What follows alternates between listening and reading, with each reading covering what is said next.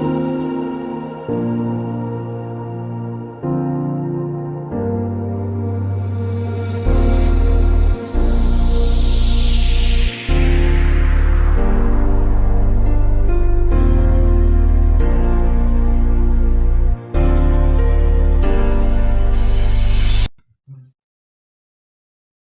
everyone.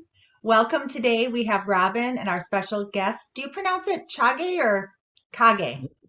Chagai, because in English it's not possible to pronounce it good. Okay. Okay. All right. Chagai. We welcome you as our guest today. We've done a couple of these now, so we're hoping that we can try to develop some new questions for Robin because we don't want our listeners to always be hearing the same story from her, but we do want to hear about other channelers and their stories. So we'd like to get started with you, Chage, and we would like to know if you could give us a little background first off on what it is specifically that you do. Okay, thank you so much, Heidi and Robin, to have me in. Well, my story begins when I was 23 years old. It was in 2001. And then I found out about a medium that is also a healer that works with ETs, extraterrestrials, in Israel. And he wrote 2 books. And I was very curious about this book. And so after I read this book, I understood that my sister-in-law, she's going to visit him. So I offered to drive her to his home. And when I saw this guy, it was very, very special feeling that he was shaking my hand.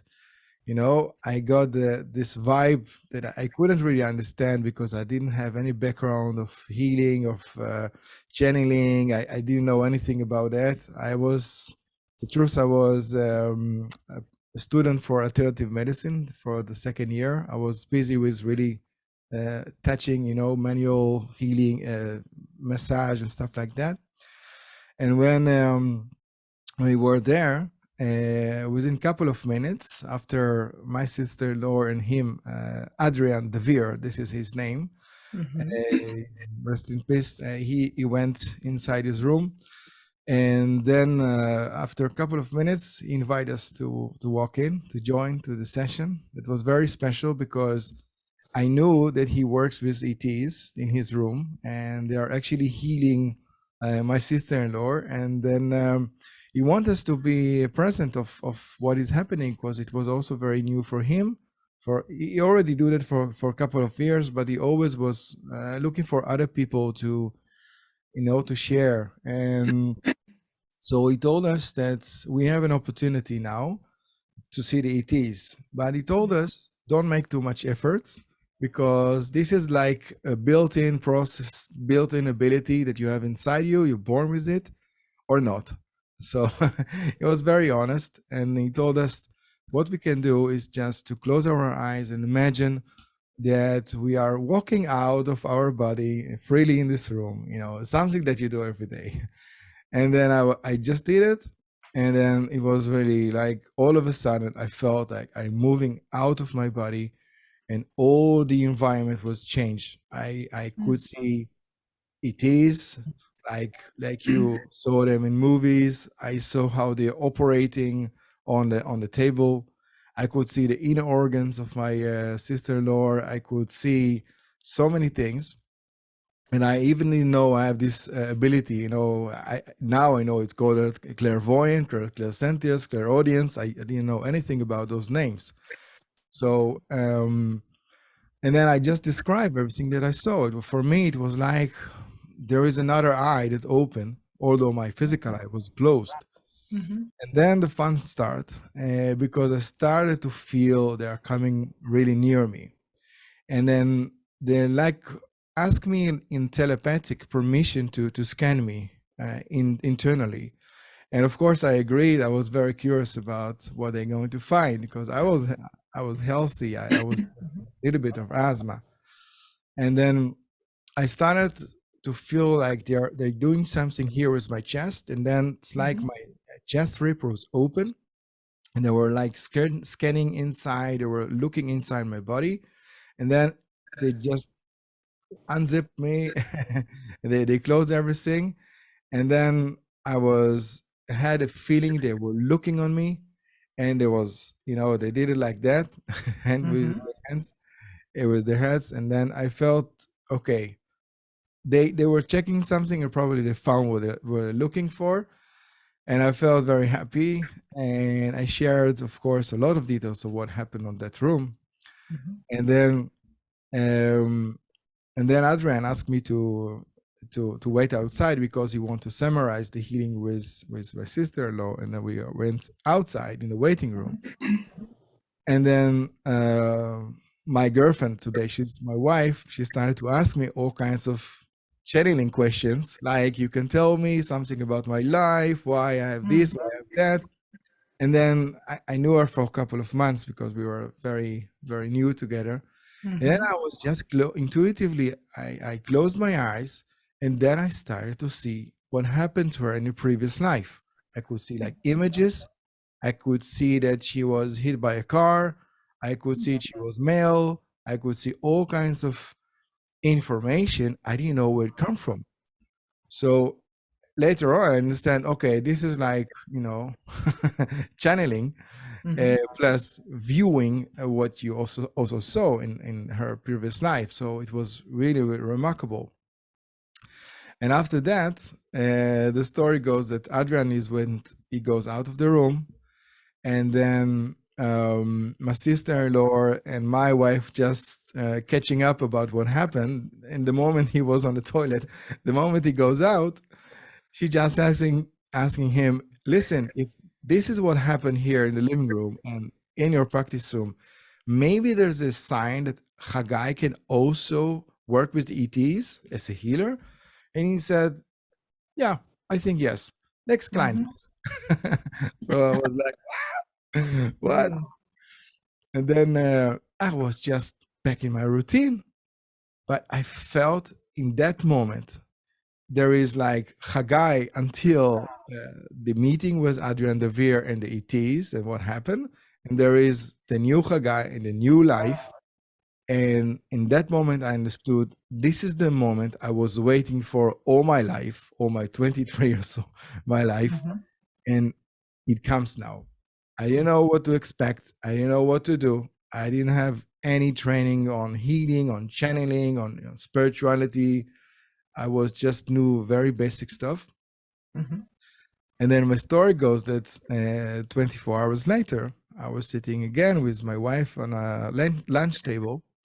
And then she started to complain about some backache that she had. And then I couldn't move. The moment she told that, she just shared it with me. I couldn't move. I was looking directly inside her eyes.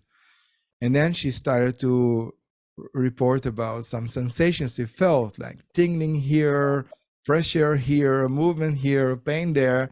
And I was like, oh my God, what is going on? Maybe I did something wrong. Maybe this is demons. Maybe something take over. I didn't know what to do because I had no training to do that.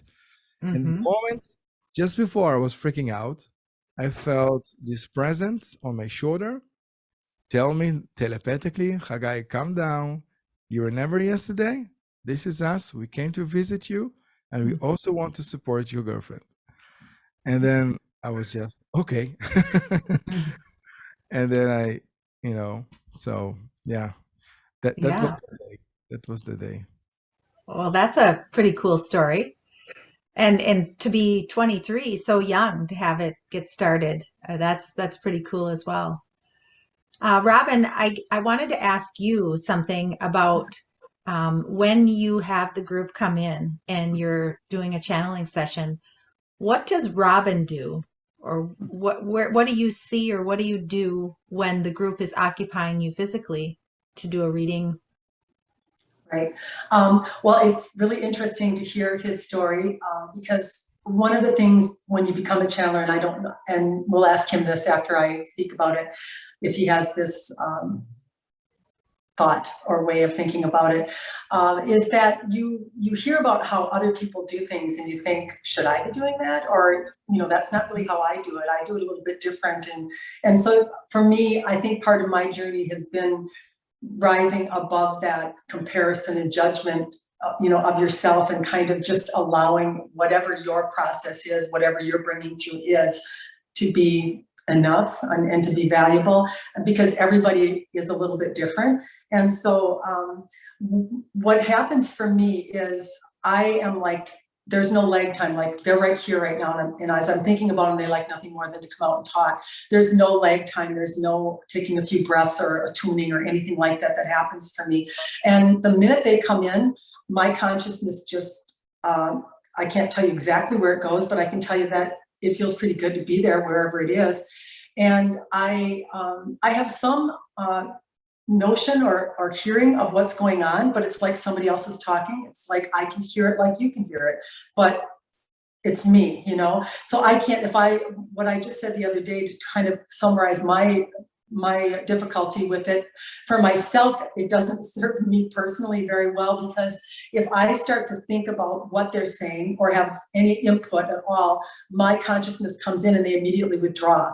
And if I want to ask a question about myself, I've got to come into my own mind. I've got to think the question, and then I have to try to go out and listen, and there you go, now you're listening, and if you're listening, you're back in again. So even when I go to my husband and say, would you ask him this for me, I can't keep Robin from listening, therefore I can't get what I need to get sometimes. So that's been an obstacle for me that I've been, I think eventually I'm going to figure it out, but so far I haven't. And so everybody's a little bit different.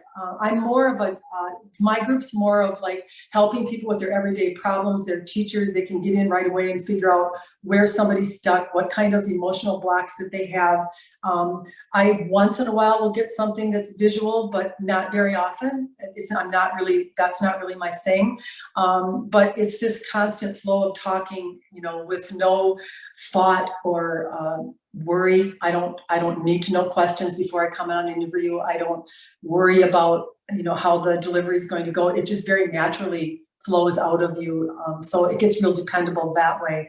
I kind of like the way it is for me because I'm busy. I'm a grandmother and I have little grandkids and I'm busy in my life. So I can be making lunch and doing something to them, and maybe my daughter-in-law can ask the group a question and they come in and out, and I can kind of be functioning and popping in and out like that and not really have to shut down or designate an exact time for it. So that gives you a little bit of an idea. So in answer, what they've said to me, well, I can't prove it, but I think I moved to a state of when you are not alive, because I feel very much an awareness of myself. I know that I've not ended as Robin, but I feel really at peace. And then I would say what also goes with that, even though I am Robin removed, I lose all that judgment, all that worry. So I know I'm in that place of where that is not part of that dimension.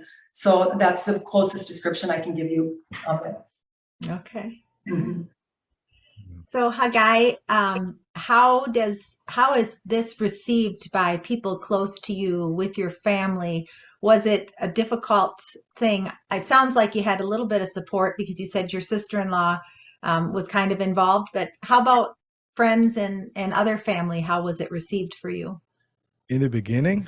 Yeah. I mean, all my network was changed, but I can tell you honestly that it was combination of like me, young male, and in Israel in that time, a lot of people was like, come on, okay, alternative medicine, you are crazy, but you are free. And when you say you are a channeler or you are working with ET, then you need to be locked down because so some friends, they just disconnected from me. My parents, they're still alive, thank God. And also the ETs, they for them, it was weird in the beginning, but it was very quickly, they got very significant proof on their health because they received healing from me that was really clear. Also with blood work or other stuff they were really, or that period they were suffering from. And my brother as well, and my wife. I mean, I'm really the luckiest guy in the world, that all the time she keeps me busy with a lot of questions, and so I will never can be rusty or something like that. She's someone that is very, very curious, and she keep on asking me all those questions, and I'm just learning from the questions that people ask through me. And so I have my curiosity, but it's more that I'm more an instrument for other people, and I'm learning from that. And even now, I was talking to my oldest oldie boy, and he is now almost 20 and is in the army. And I asked him, "What do you say to your friends when they're asking you what do your father is doing?" And then he was like, it took him for maybe 20 seconds to answer. Then he tell, yeah, first I will just tell you are alternative alternative practitioner, and if they will ask a question, then I will tell them you are ET healer. And that, just like that. And because it took me so many times. I was struggling inside myself, because when you see me, you think I'm an engineer, a lawyer, a computer, a specialist or ICT. Because when the physically people see me, they will never guess.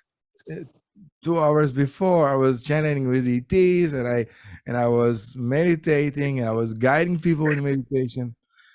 So, and I can tell you, seriously, just the more I was really accepting myself, that I am Chagai Katz, I am ET healer, I am a medium. This is who I am. I don't need to be an engineer to be someone. I don't need to have like a degree or doctor before my name. I even don't have like the basic education that you need. And all my youngest years that I had dyslexia, and I couldn't read so great, and even today I have mistakes when I'm writing, even in Hebrew. And so thank God the telepathy is working, but and Google Translate. So, but basically, it's really to accept that this is who I am. And the more I accept who I am, the network and the people that I meet, even in the street, even randomly, they just, they understand it. And of course, 20 years from now, a lot of happens in the field. There is more understandable. There is more knowledge. There is more things that happen. There is more mediums. Like, I'm surprised how even my landlord wife, she's also a medium. So and then we are making an appointment about the rent, and we are speaking about spirituality, and this is just, it's the reality. And of course, there's a lot of people they have no clue and they will not agree. And you see how many women divorce from their husband because they're starting to become independent, and they're starting to have their own path. And I see that with my clients, and I see how much people like hiding and saving money so it will not be shown on a credit card.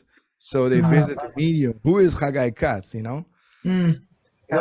goes very into those details, and how people can accept what we are doing. And this is remarkable. I'm really honest.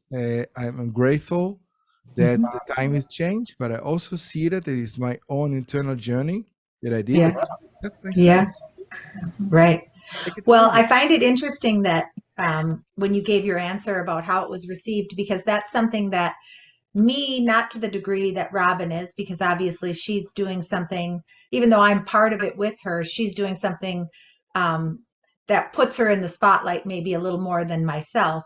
But that's a struggle. So I guess, Robin, maybe we could talk about that and where you're at with that, because I know we are out there online, but there are people in your life that that aren't even aware that you do this. Yeah. What do you have to say about that and your journey with that? Well, oddly, we were just having this conversation before we came on about this, and all of the people that are really significant in my life, you know, my kids, my husband, several close friends, they know about it. And some have accepted it. Some are like not really, they're still my friend, but I don't think they really, I don't know if they don't believe it or what, they're not interested in it.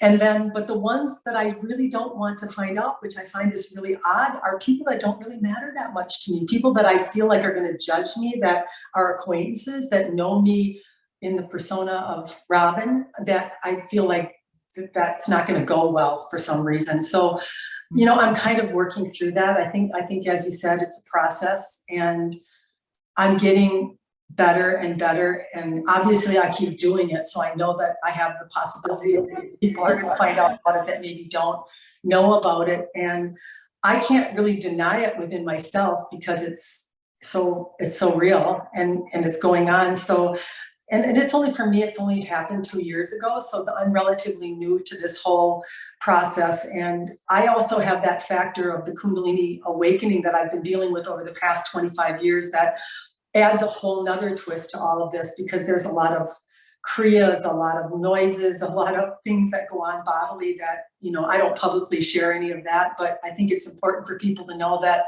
these phenomena do exist. They're not crazy. And if we don't talk about it, they don't really have any way of knowing it. And I really like your description about, you know, it doesn't matter whether you're a bus driver, a school teacher, a brain surgeon, whatever it is, you've desired it, you've studied for it, you've become an expert at it, whatever it is you've chosen to do. And maybe you don't remember choosing this, but there is simply nothing that's going to manifest in your life that you have not desired. And even though you're shocked by it, and it, when it opens itself or it's uncovered in you, I'm sure in past lifetimes that it was a passion or a desire of yours to, or an agreement, if we could use that term, with the ETs, or for me with the group that I'm working on. So you know, people ask all the time, well, can I become a channel? Is this something I can manifest within myself? And I said, yes, you can. You have to believe it. You have to go after it like you would any other desire. You can't just sit back and wait and say, okay, I'm ready for it now. You have to really love it, and you have to know why you want it, and what you would do with it, and how you would enhance other people's lives because of it, because you're not going to get that type of profession if you aren't going to use it for betterment of humanity, or as service, a life of service, I would say. So those are some of the kind of things that, you know, I'm still kind of working through it, but I feel like I'm getting better and better, and I'm sure it's going to happen. I have a book coming out the end of March that's, you know, people may pick up and find out that this is what I'm doing. I didn't realize I had automatic writing until I decided they suggested I write a book. And so I have an editor that I was working with when I shortly found out I didn't really need her. I mean, I could use somebody maybe to spell check it and punctuation check it, but most of it just comes out beautifully. And I'm not a writer. I can't take claim to be one. It just, I can pose the chapter and say, okay, give me a download for the chapter. And at this process, I'll have my eyes open and the typing will begin, and it'll be well done, you know, better than what I could ever imagine doing. And so these are things that are just kind of unfolding for me. Maybe the next question to our guest would be, mine's really changing. Like there's different things being added, and a lot of changes that are occurring and kind of opening along the way, where I don't know if people just come in with what they have and that's what they have. So it'd be interesting to find out what he has to say about that. Yeah, and that will be our next question. But before we go to it, I just wanted to say that I think it was very important what you brought up first, Hage, and then Robin, you followed up. The fact that I think we're raised with those beliefs that in order for you to be successful, you have to be something. And this is not something that is, you know, considered to be important or significant. And I'm completely with you when you say, you know, you don't have a college degree, so you maybe at first struggle with, you know, am I worthy to do this or not? And I think that one of the things that all of this process has taught me is that because I believe that we've lived many lives as many different people in many different formats, that it really doesn't matter what you do. You know, you're just as valuable in one extreme or the other. So I think that was really an important thing. Mhm. And Hage, what would you say with your abilities? Would you say they've stayed the same, or would you say that they have evolved over the course of the many years you've been doing it now? What I feel is Hagai, the earthly part and the emotional part, Hmm. was evolving, was developing. I Hmm. feel the abilities are not mine. They are just something that I receive as a present, Sure. and it's also a lot of responsibility. Hmm. And the more I'm working on myself, I'm clearing something in myself, I'm accepting myself, the more I can contain this light, the more I can just be an instrument of this light. And of course, life experience and the effect that I know I'm now order. So I learned few stuff, and there is some personality stuff that are more stable today than it was. I mean, who is stable? But let's say it's better. It becomes better. Hmm. And so I mean, what I feel, and I also see that when I'm teaching my students to become more channelers, because I believe everybody is a medium, everybody is a channeler. Hmm. But it's more to trust, even to say what they think it's not true, is they come from their imagination, it comes from the what they think. So I always say just say it, because when Hmm. you hear the vibration, when you hear the tone, when you understand the word, the information, then you can map it. You can say, okay, this is wrong, this is good, and then you will notify, you will feel it in your heart, this is truth. And this is what I also was discovering back in 2016, when I had a little bit of crisis, internal crisis, when I felt like, I'm working with the ETs all my life. I don't have college degree. I don't have this. What would happen if the ETs will leave me? I have wife. I have 4 children. I need to provide. They are like my main connection to what I can do, because who I am when I don't have the ETs. And then I felt like I have to stop and to develop special abilities of myself that doesn't depend of nothing. So I Hmm. started to know myself. I started to understand that my heart is not just a blood pumping. It's something that have far more significant abilities. And I Hmm. found the connection also to my higher self with my heart. So the moment I did it, it was like, okay, the never really left me in my analytical mind thought it will be a good idea. But I started to know the heart. I started to feel the soul connection. I started to understand the wisdom of who I am. And the ETs are not separate from me. This Hmm. is my multi-dimension existence reflected in this body and Hmm. communicate with. They are part of me.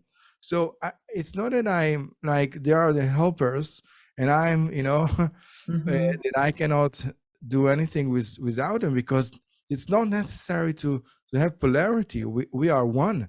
Hmm. Me and Doron, which is my guide, we are Hmm. one. It's just that I am on the third dimension here, maybe on the fourth, before the fifth, but on a physical dimension.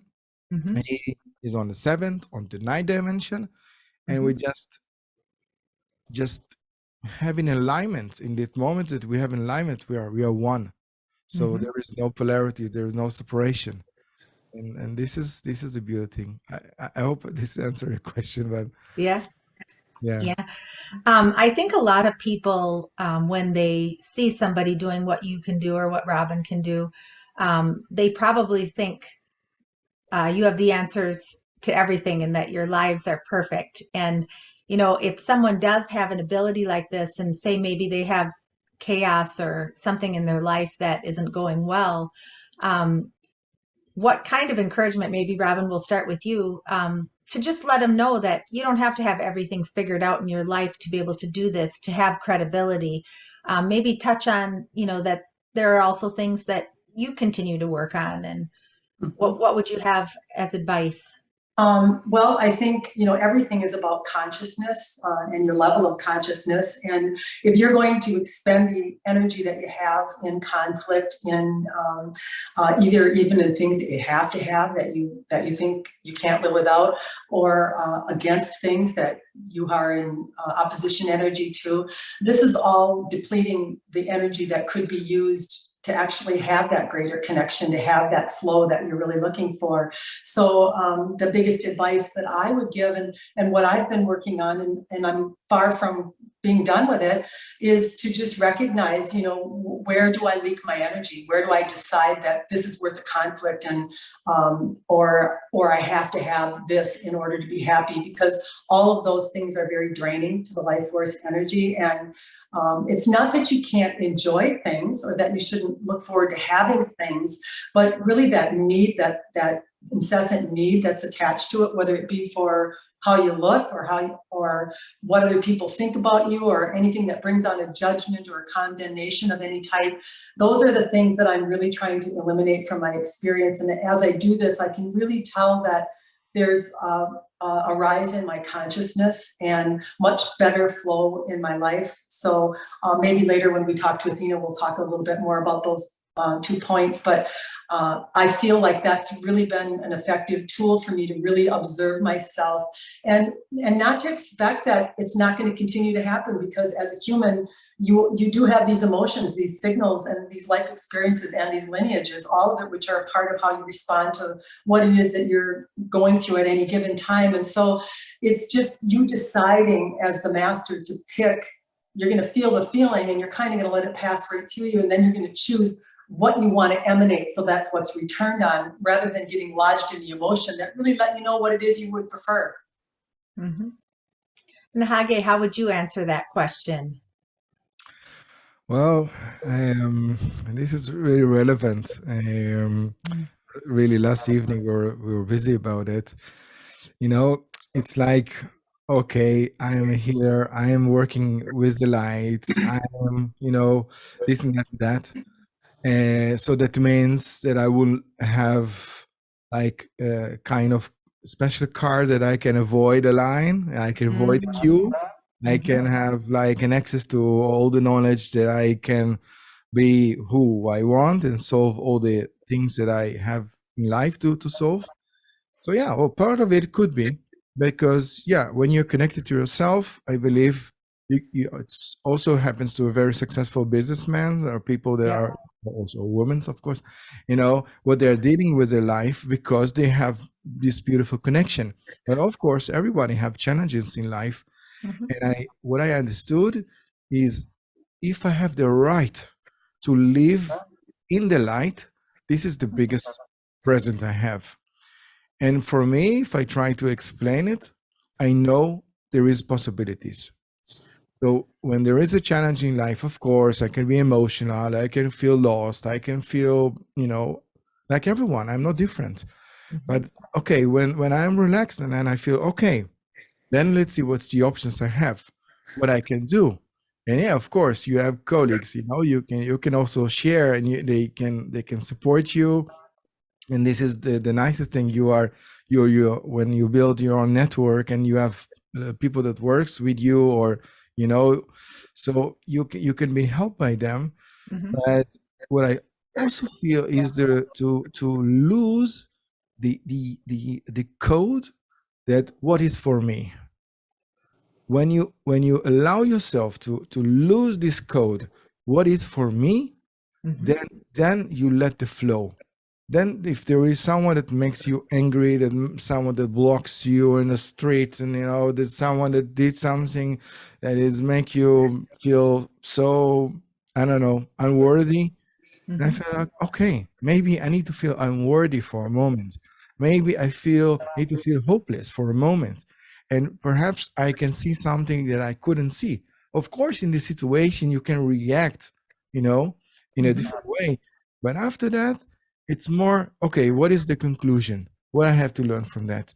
And I think this is the privilege when you develop yourself spiritually and you have the connection with your guides, they can guide you. But personally, what happens, for example, sometimes I'm asking my wife, oh, what I'm going to do in this challenge, what I can do here. And then she asked me, well, you are a medium, huh? You can channel. But I told her, no, because I'm too emotional now. I cannot channel because I think my head is going to give me different ideas.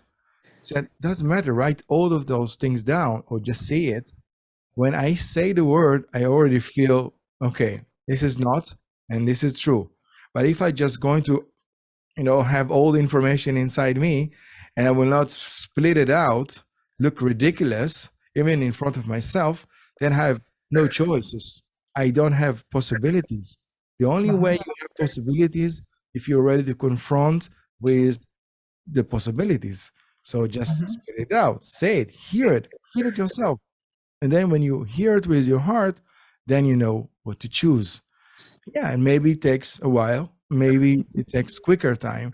The only thing is for me, when I'm choosing to let go the victim part of my Chagai self, and then I know, okay, now I can hear you guys. Just speak to me. I'm ready to hear you.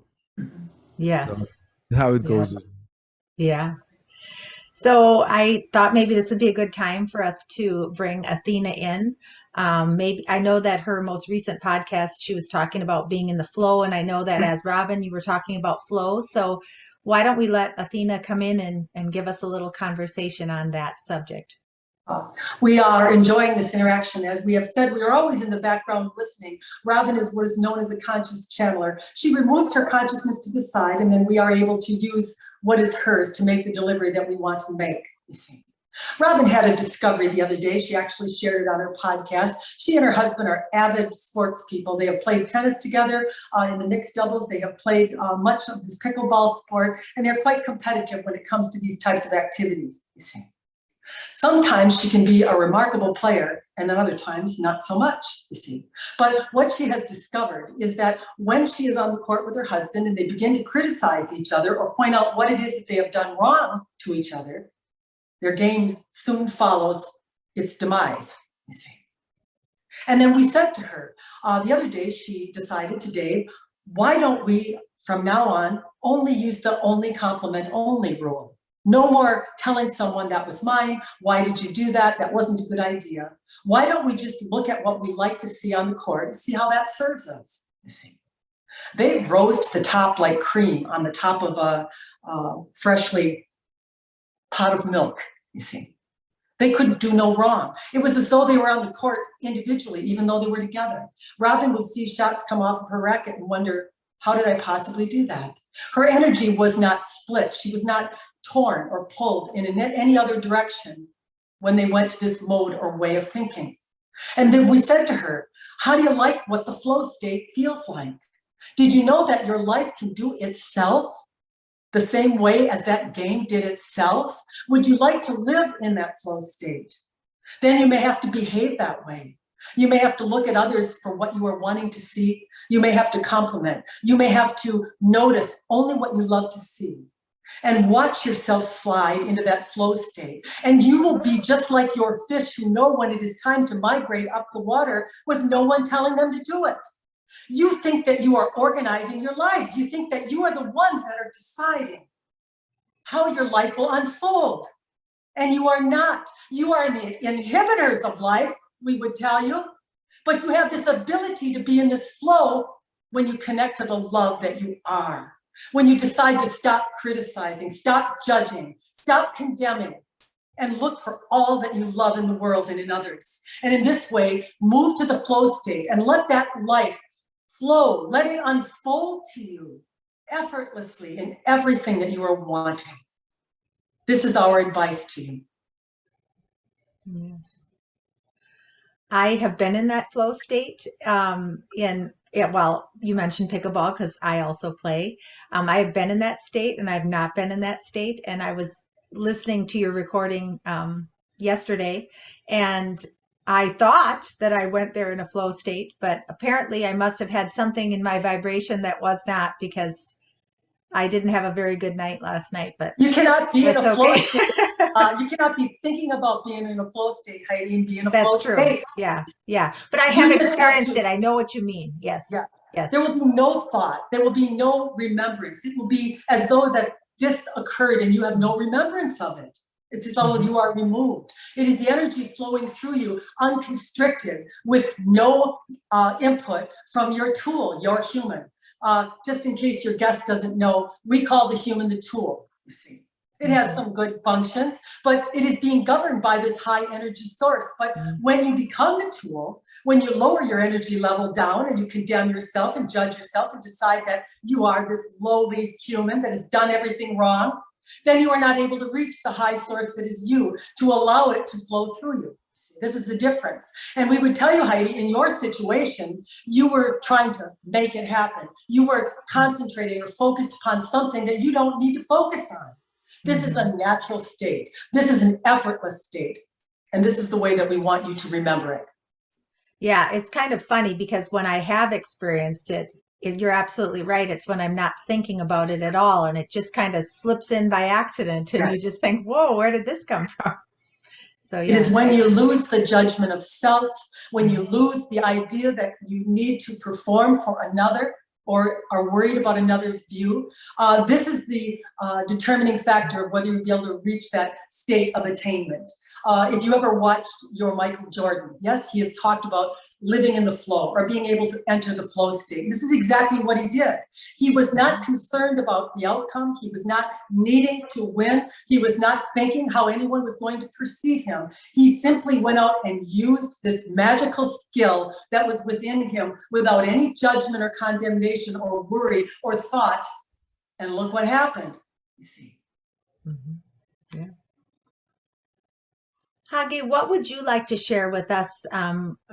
Something channeled, any kind of messages? What would be best that you would like to share with us today? Okay, I will later on channel through me. It take me a few seconds. Sure, a few absolutely. Hold on.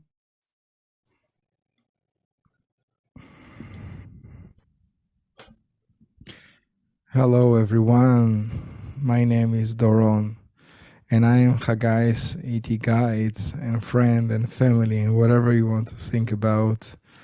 And I'm very, very happy. I can feel all of your beautiful energies are now working and I start to adjust this beautiful fast energy and it feels very good for me. The message that I want to send and to deliver to you is to embrace yourself the way you are in front of yourself. It means to accept everything within you. This is a good point to start changing.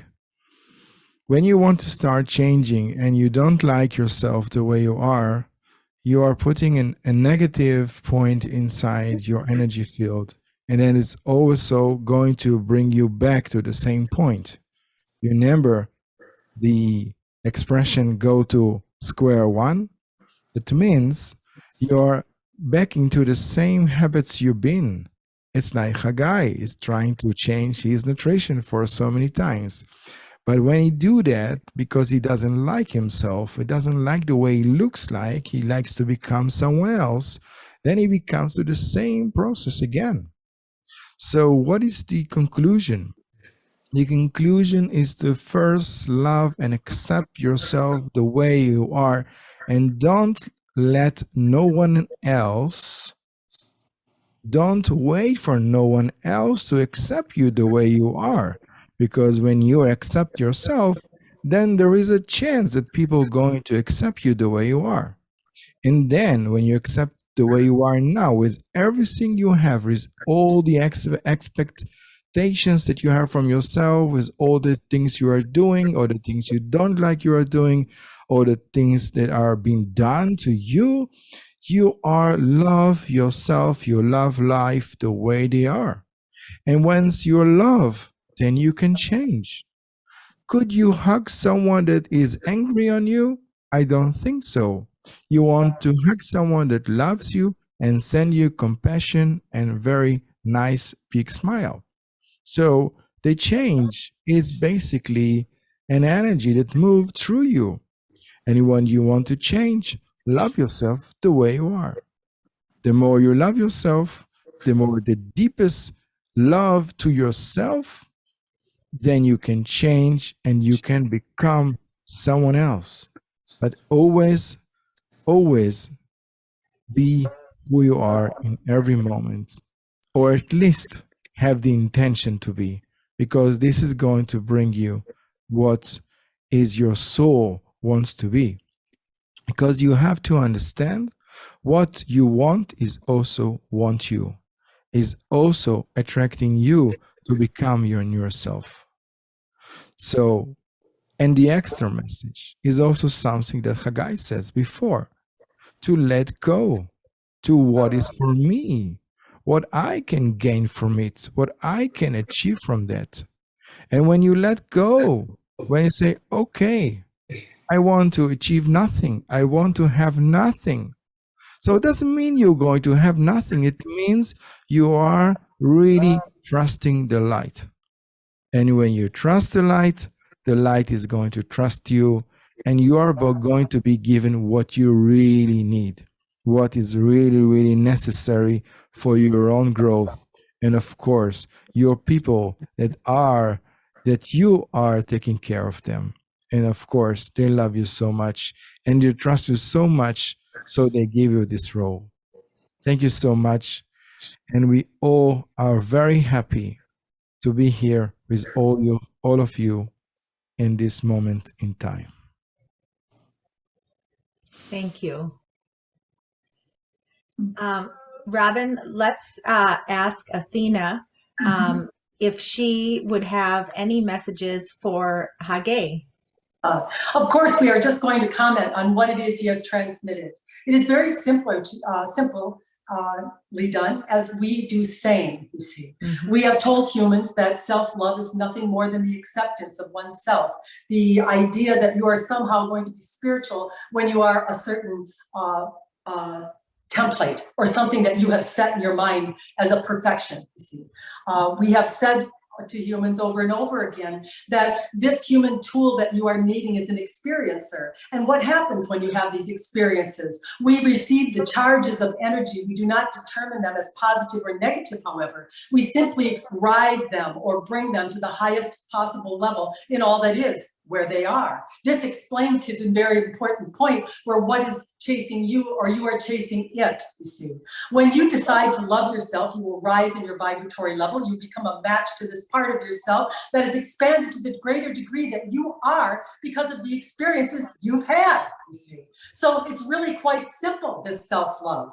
There is no reason to condemn yourself. There's no reason to pick on your human as though it has done something despicable or wrong, because it is doing its job. It is reaching preferences. That's it. Preferences. You have come here to decide. You have come here to experience. I like this. I don't like that so much. And then move on from it. Let all that is receive that charge of energy, because that's all it is. It's not positive or negative. It's a charge of energy that is expanding you in all that is. See? And what do you want to do as a human? You want to align to this. You want to accept yourself as much as you possibly can, so that flow can open to you, and then you can become and receive and have and do and be everything that you are wanting in this one simple way, you see. It's not that hard. It's not that difficult. We could tell you in a nutshell what you have to do, but doing it is your work. It is something that you yourselves have to do, you see. You have to believe that the minute you ask, the second that you ask, you have expanded. You have become that preference. You are not the lowly human. You've become the higher aspect of what it is you have experienced. So let it come to you now by releasing that charge. Let go of it as a human. Feel it and let it go. It is what you were meant to do. And now align. What is alignment? It's aligning to the highest degree of yourself, of the knowing that I had a preference because of that experience. I love myself for it. I do not condemn it. And then let this flow bring to you, the real you that you have become by everything you have contributed to all that is. Mm-hmm. And Athena, do you have any message that you would like to give to Chagai directly? We would love, Chagai, to see an example of how your ET scanned the body and to have more detail on whether this is upon you requesting, or is it something that if you are with another that they automatically detect and then want to expose it or talk about it, let's use that term. Give us a little bit more information about what it is exactly that you do when you are in a session with one that is being scanned. Yeah, okay. So yeah, so first of all, yeah, people always, they will come when they have intention to heal something. Like for example, today I have a woman that have problem in her eye, and she started to have this narrow viewing. I'm not sure if I remember the medical term, but what has been done is they wanted to understand the reason, the core. So they were scanning her inner organs, and they could see there were some traumas that happens in her life when she was 12 years old. And the moment they saw it, they also saw the damage that is being created over there. And later on, they also show me an image that she is containing a lot of heavy metals. And I didn't know that, but then she told that she was, she was an artist that works with gold, and she will probably had to drill and to work with all those materials. So she was inhaling a lot of heavy metals. So what I actually doing is they're working on their astral and etheric body.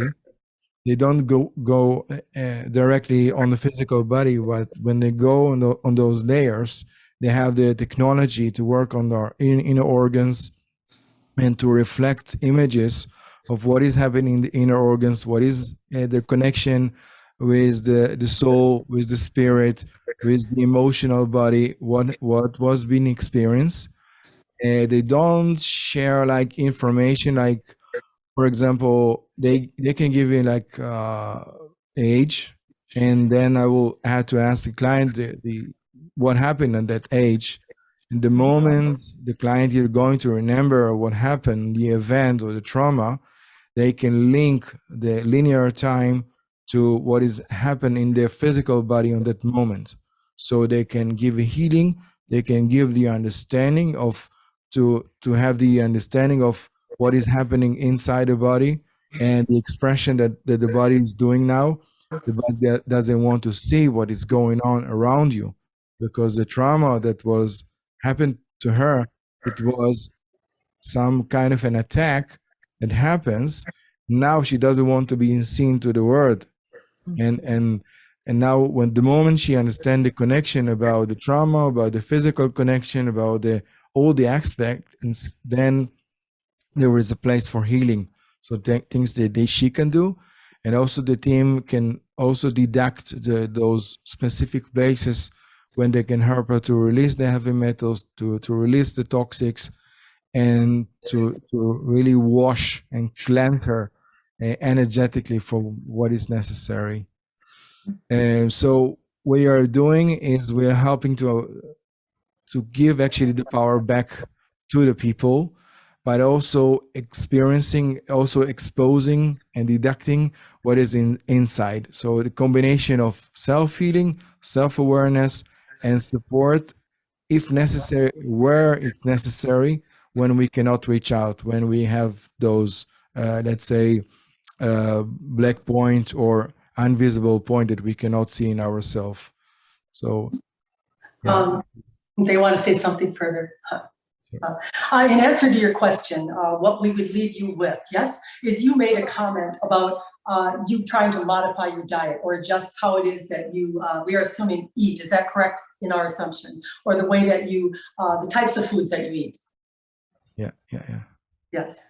Right. And this is what we would offer in that regard.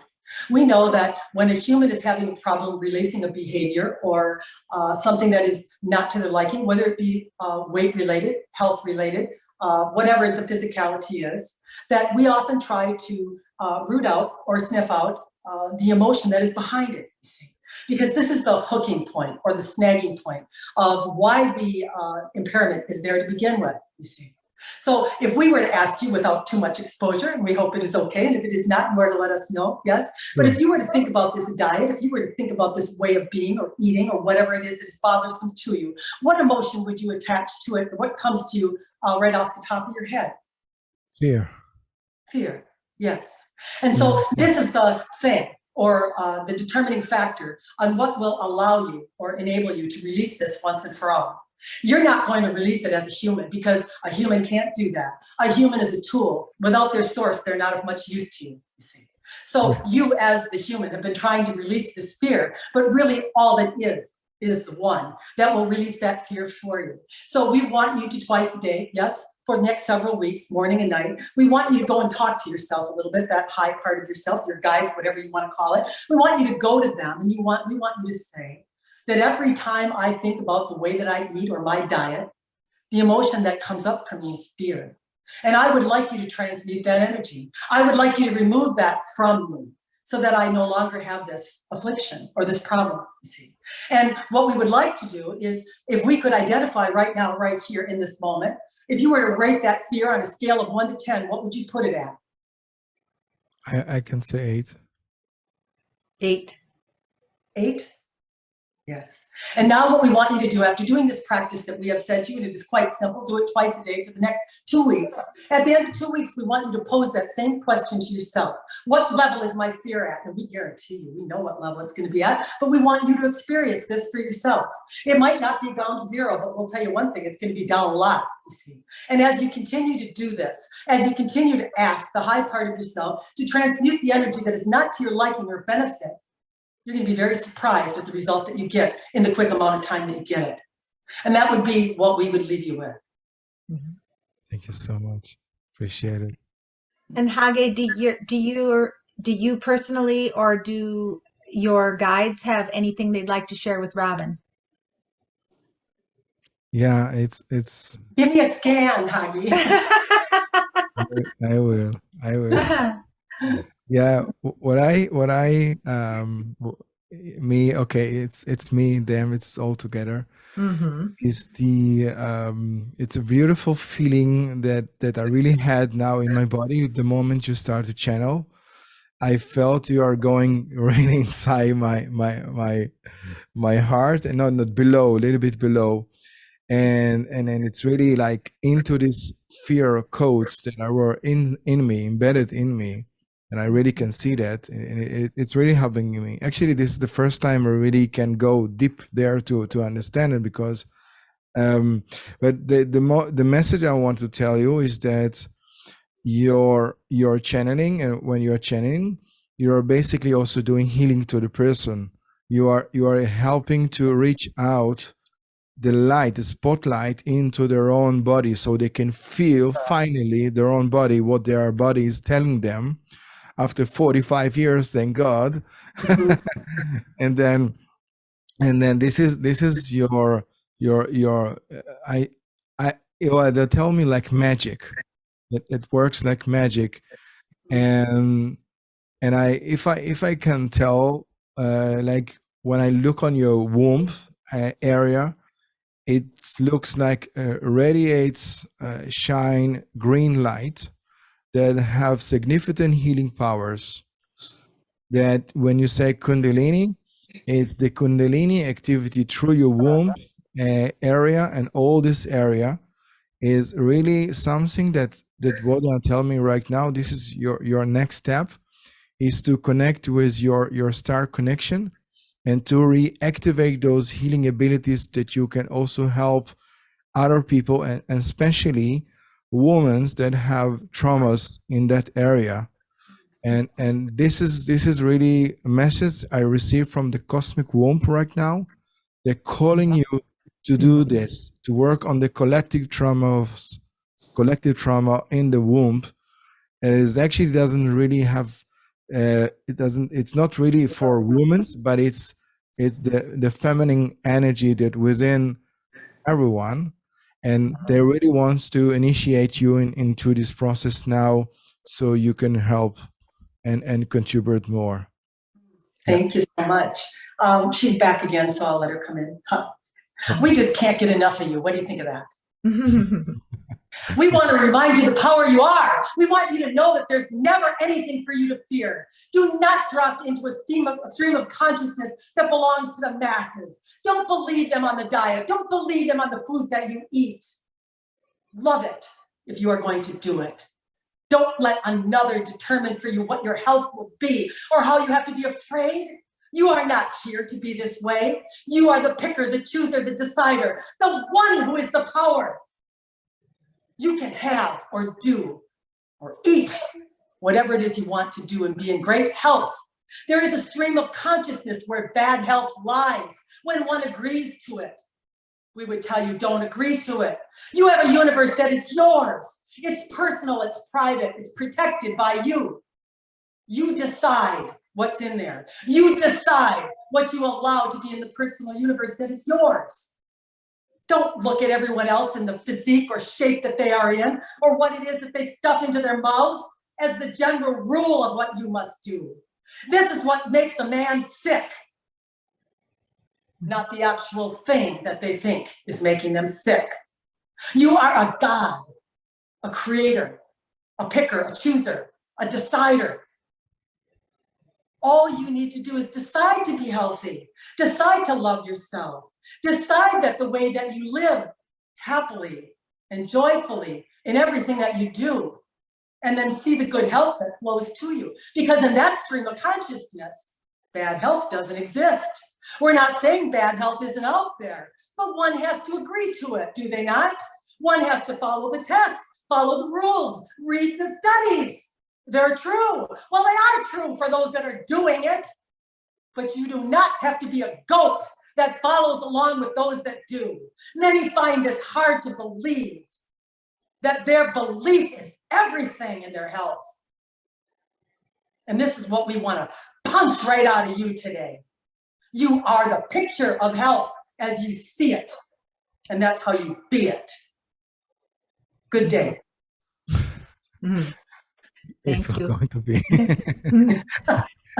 I think it was interesting, Robin, how Chagai brought up about what he sees for you as far as what you'll be working on with the new developments that have been occurring. That you've been having in your body. It kind of seems to me like that is a definite tie-in to. Yeah, I would have been probably surprised and disappointed. I had a Kundalini awakening in my early 40s. And I thought, oh boy, my Kundalini awakened, woohoo, Well, guess what? 25 years later, she's still whooping around in there. Mm-hmm. And I haven't received the full effects of it yet. But I mean, of course, the channeling came, maybe that was tied to it. I think possibly that maybe some alignment, but it's definitely on the move again. And I think it's important for people to know that have this experience is that it can be a many, many year process, and that it will go into its movement where you'll have lots of different bodily movements and things that are happening to you, and you just can't get attached to them. You just kind of let it happen, and you really don't have any expectations. And I've learned after 25 years of this going on that I just kind of let it happen, and then know that something's probably going to happen, but I don't really need to know what it is, and I'm not really attached to that outcome. But I think it's good for people to have that understanding. I think a lot of people just want to wake up their Kundalini, and they think that the heavens are going to open to them, and there's going to be this la-la land that's created. And, there's really like a lot of hell that you go through for a couple of years. It kind of upheaves a lot of your own storage house of emotions and crap that's in you. And so, I just think it's important to know that this is a evolving process that, for me anyway, that's been going on for over 25 years. And I am not expecting it to end anytime soon. However, who knows, Mm-hmm. Okay. Well, Chagai, why don't you share with listeners if they're interested in getting in touch with you? Because I'm assuming you do some of your healing remote as well. Share how they can get a hold of you and what services you provide. Yeah, thank you so much. Mm-hmm. Yeah, I live in Israel, in Eilat, which is the last part in Israel, in the south part, next to Jordan and Egypt. Mm-hmm. And actually, most of my healings are now here on Zoom. So yeah, what I do healings with ETs for health issues, but also on every aspect of your health, which could be your emotional, could be everything. I'm also training people that feels they want to become ET healers. It's possible. I do it with individuals, I do it with groups. Plus, what I do, I am facilitating meditations. I work with a great musician, Israeli in source, and now he lives in Iceland, Reykjavik. And we are working together for almost 2.5 years. We started to do a workshop now that works with special frequencies that works and to raise our consciousness, and also all the music that he's doing that we are also doing together is based on 432 432 hertz, and it's really the heart frequency. And this is also my passion in life. When I was younger, I was a DJ, and I always liked to play music and let people have fun and enjoy. And now I just combine it both, and we do live broadcasting together, and we also do these workshops. So yeah, I have a website, so people can send me an email or text me, and then we can make an appointment. I really love working with people. I like to know new people, and I really love to see the big change that people have in their life, or even small change. Everything is so. I really feel grateful, and I have this gift in my life, and this responsibility, and I wanted to give it until the last day of my life, and yeah, it's my life mission, and I love it. So yeah, you're all And what welcome. Give us that website then. Yeah, give us your website. Yeah. Okay, www.chagai.com. This is the English one, and if you are Hebrew speakers, there is COIL in the end. Okay. But okay, it's yeah. So yeah, and there is a web shop if you want to buy our meditations. It's all there. Also, English as well. Awesome. Well, thank you so much for joining us today. We've really enjoyed learning what you do. It's pretty incredible that you can see what you can see. I think that would be fascinating. So thank you for joining us. Thank you so much. And thank you, Robin, once again. Thank you. Really appreciate it. It was a pleasure. Yeah, thank you.